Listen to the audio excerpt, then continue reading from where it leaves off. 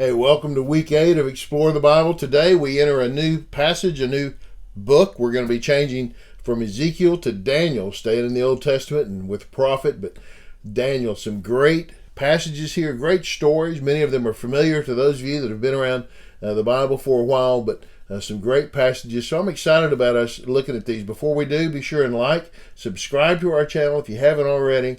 Follow us on Rumble or on YouTube, and be sure that you comment, share it with other people, right? Trying to get the word out to as many as we can. All right, let's look at Daniel chapter 1. Daniel determined that he would not defile himself with the king's food or with the wine he drank, so he asked permission from the chief eunuch not to defile himself. God had granted Daniel kindness and compassion from the chief eunuch, yet he said to Daniel, I fear my lord the king, who has signed your food and drink. What if he sees your faces looking thinner than the other young men your age? You would endanger my life with the king. Okay, so the Israelites have been taken captive. They're in Babylon. Nebuchadnezzar's the king. And some of the Israelite young men have been taken in with some of the other Babylonian young men, and they are here in this court, I guess you might call it, a training school, maybe, I don't know, prep school. I'm not sure what we might call it, right? But they're getting fed and they're getting taught and all of this and gaining opportunities. And this is where he's using it almost as a recruitment, right, into leadership, and maybe a weeding out into leadership. But Daniel has made this decision. He's not going to defile himself with the king's food or with the wine he drank. Okay, we don't know specifically what this meant for Daniel. You know, one guess might be that this was meat that had been offered to idols, sacrificed to idols, and then, you know, goes through the process and then ends up in the king's court. Maybe that was it. We don't know. But for whatever reason, he's made a determination that the meat that they're serving, I'm not going to eat, and the wine that they're serving, I'm not going to drink. And we don't know why that is, but that's what he's decided, right? So he asked permission. Now, I like this, you know, he's not throwing a fit. He's just going and he's asking. He's making a request. He's being respectful of where he is. So he asked permission from the chief eunuch not to defile himself. And what you see here is that he'd already gained some standing. God had granted Daniel kindness and compassion from the chief eunuch. So he'd gained some standing, probably because of how he carried himself and what he said, and, you know, how he did what he did, where this person wanted to help him. He wanted to do what Daniel asked, but he said, look, if the king finds out that you don't like his food, I could be in trouble, right? I mean, he's the one that decided what you ought to eat and drink. And if he sees you looking bad, you know, then he's going to say, what's wrong with these guys? And if I have to tell him, well, I'm not giving them all the food you wanted, then I'm in trouble. And I don't want to be in trouble. You know, I could lose my life, endanger my life. I don't want to be in trouble. His assumption here is if you don't eat what we're giving you, you're not going to look good. You're going to look thin, right? You're going to look gaunt. It's not good. We're trying to feed you, make you look, you know, fat and healthy, whatever. And he says, I don't want that. I don't want to get in any trouble. So Daniel said to the guard, whom the chief eunuch had assigned to Daniel, Hananiah, Mishael, and Azariah. This is Shadrach, Meshach, and Abednego, right?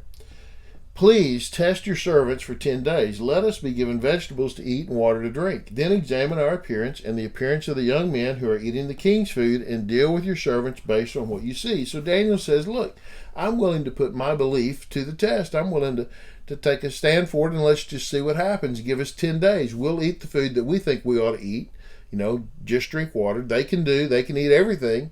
And then after 10 days, you look at us, and if we look bad, okay. But if not, well, then maybe we win the deal, right? You can deal with us based on what you see. You like this idea that God's ways are worthy of standing a test?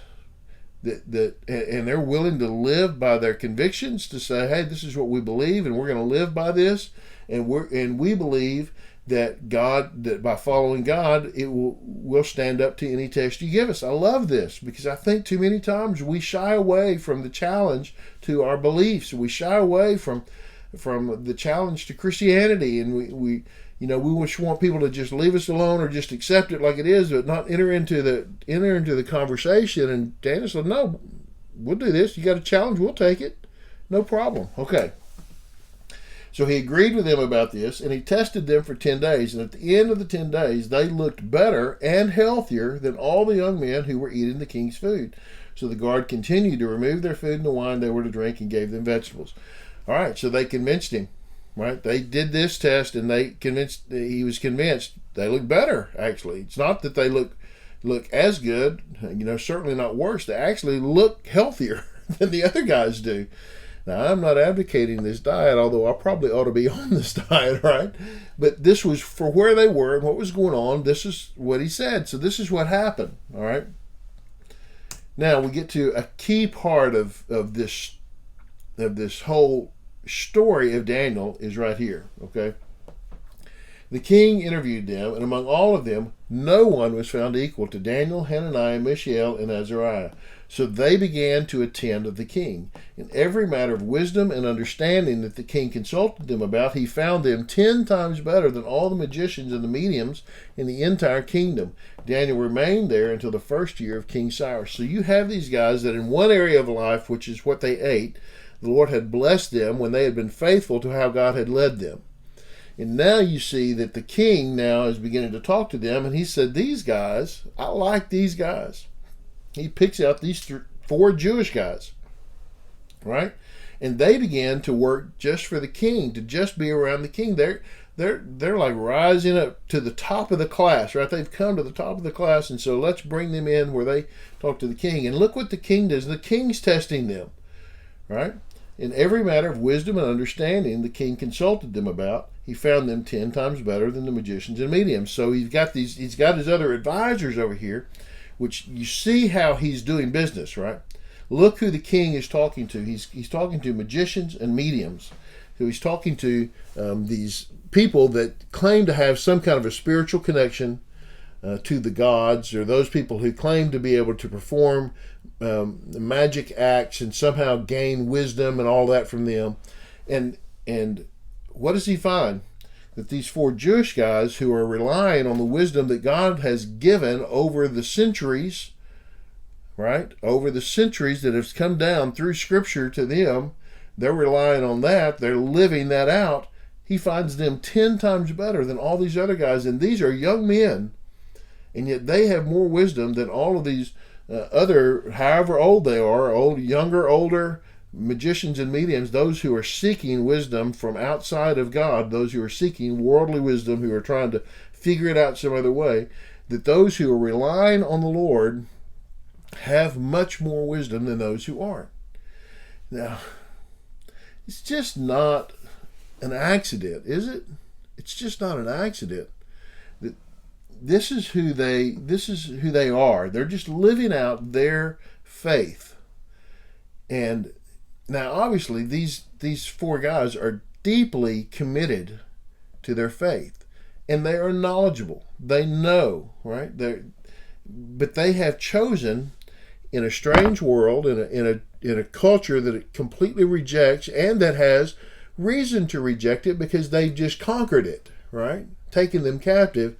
That in that world, they're continuing to live their faith, even in the midst of a world that rejects their faith, and that in many ways maybe laughs at their faith. They're continuing to live it, and the Lord is blessing them, and the Lord and their way is far superior.